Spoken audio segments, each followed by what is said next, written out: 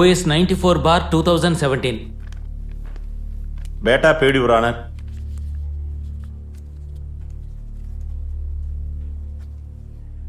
ఇతన్ని ఎప్పుడు పిలుస్తాడో?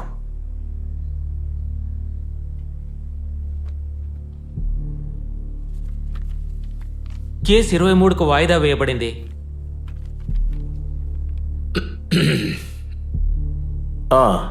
Senior counsel వచ్చినట్టున్నారు. Your Honor, I'm referring for deference. Petition to vacate intermodal may be here. I'm ready for the hearing, Your Honor.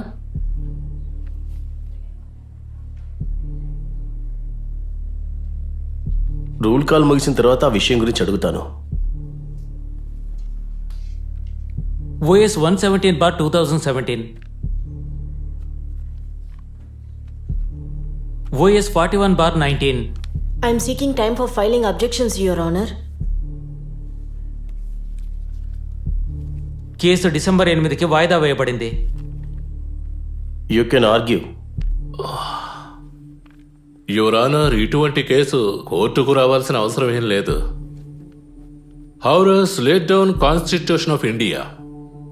Fundamental rights of paramount importance. Especially in the right to freedom of speech and inspiration. స్వేచ్ఛగా మాట్లాడాలనేదే మన హక్కు.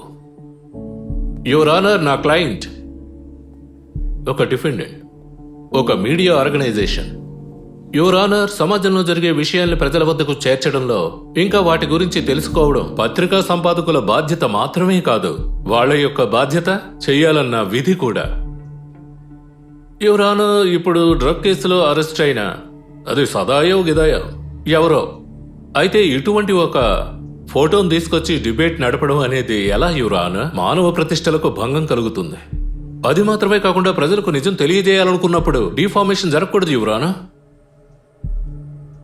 Your honour, petitioner తప్పని పెట్టిన కేసులో cause of action ఇంకా జరగలేదు. ఇకపైన debate జరగబోతోంది. కానీ దానికి ముందే వీళ్ళు నిర్ణయించుకున్నారు ఇది తప్పు అని. ఇది అసలు ఒక కేసా? యువర్ ఆనర్, ఛానల్ రన్ చేసేది హైదరాబాద్లో, ఈ టెలికాస్ట్ జరిపేది కూడా అక్కడి నుంచే. మరైతే ఎందుకు ఈ కేసు ఆ ఊళ్ళో టెరిటోరియల్ జ్యూడిస్టిక్ లో ఉంటుంది చెప్పండి? ఇది పరిశోధించాలి. అయితే వీళ్ళు కేసు వాపస్ తీసుకొని వైజాగ్ కోర్టులో అప్పీల్ చేయొచ్చుగా. We will fight. Your honour, ఈ ప్రోగ్రామ్ ని ప్రపంచంలో ఉన్న ప్రతి వాళ్ళు చూస్తారు. ఈ కోర్ట్ జ్యూరిస్డిక్షన్ లో కాజ్ ఆఫ్ యాక్షన్ నడుస్తుంది. అందువల్ల ఈ టెలికాస్ట్ ని ఈ కోర్ట్ బ్యాన్ చేయడం కుదరదు అనేది సరికాదు యువర్ ఆనర్. కావాలని వాళ్ళ పరువు తీయాలనే నా క్లయింట్ ఇంటి పక్కనే ఈ డిబేట్ ని జరుపుపోతున్నారు. ఆ show promotional video screen shot ని మీకు ఆధారంగా సబ్మిట్ చేశాను యువర్ ఆనర్.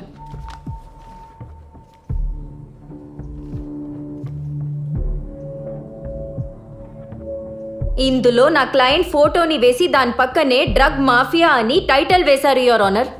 యువర్ ఆనర్, మా క్లయింట్ మీద వేసిన డ్రగ్ కేసు ఒక ఫాల్స్ కేసే. ఆల్రెడీ అది కోర్టులో నడుస్తుంది. ఎవిడెన్స్ తో ఆ కేసుని విచారించి తను తప్పు చేశారా లేదా అని ఇంకా కోర్టే తీర్పు ఇవ్వనప్పుడు నా క్లయింట్ ఫోటోని వాడడం అనేది ఒక ప్యారలల్ మీడియా ట్రయల్ అని క్లియర్ గా తెలుస్తుంది. నిజమేంటని తెలియక ముందే ఈ సొసైటీకి నేరస్తలుగా చూపిస్తున్నారు. కేసిచ్చిన వారే కోర్టులో హాజరయ్యారు కాబట్టి ఈ కేసులో ఇంకా క్లారిటీ ఉంటుంది అనుకుంటా. కోర్టులో నిరపరాధి అన్నా కూడా ఆ తర్వాత ఈ సొసైటీలో మంచి పేరు దొరకడం చాలా కష్టం. ఏ విధంగానూ ఇలాంటి విషయాల్ని భరించలేము యువర్ ఆనర్. దానికి మంచి ఎగ్జాంపుల్ గా ఉండేవారే doctor Shri Nambi Narayanan. What nonsense! ఆయన నేరస్తుడు అని మేము ఎక్కడా చెప్పలేదే. అలా చూస్తే సొసైటీ కోసం మేము ఎటువంటి మంచి డిబేట్స్ చేయడం కుదరదు. ఆవిడలా వాదించలేదు. విచారణ జరిగేటప్పుడు రీజస్టిస్ జరిగేలాగా ఫోటోలు ఉపయోగించకూడదు. అదే ఆమె వాదన. ఫోటోలు ఉపయోగించకుండా వాదన కొనసాగించవచ్చు కదా.